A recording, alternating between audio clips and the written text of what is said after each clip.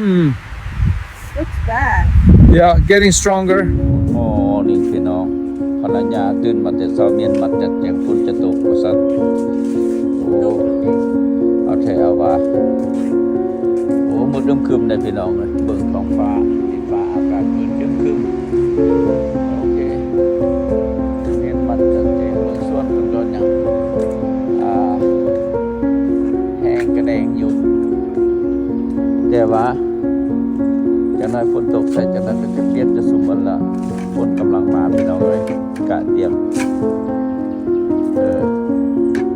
ภรรยาเพิ่นกะเตรียมทุกมือทุกยาม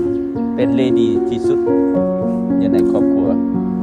ผู้แข็งแรงแต่ข้าพเจ้าบ่ได้แข็งแรงเด้อพี่น้องเด้อเมื่อหนึ่งเป็นหั่นเมื่อหนึ่งเจ็บนี่อยู่ เฮ็ดแนวใดได้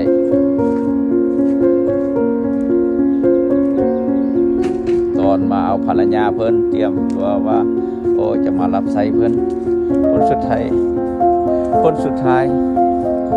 เพิ่นได้เบิ่งแยงเขาเอง sorry it happen วันนี้กันคลิปตลกเฮฮามวนซื่นกัน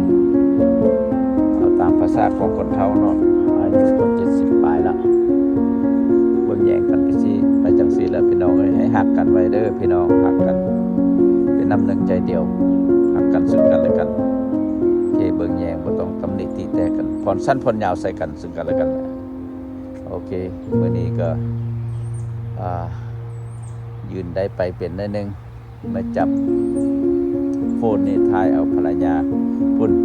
กองคนเยี่ยมเบิ่งอันนาพักเพิ่นอยู่ถึงดอยพุ่นล่ะ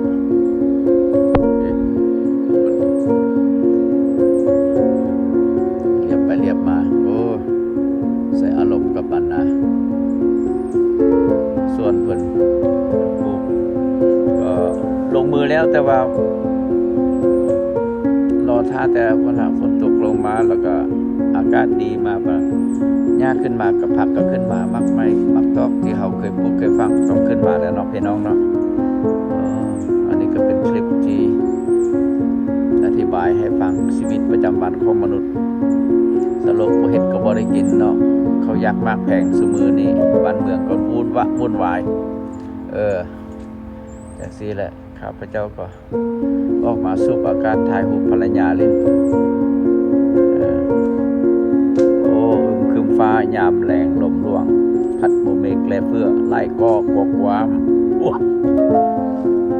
ขับทองขึ้นใจบ้านเขาโอเคพี่น้องเลยโอเคระวังหน่อยนะระมัดระวังหน่อยนะยายเดี๋ยวจะบางง่างลงตรงนั้นแล้วโอ้ย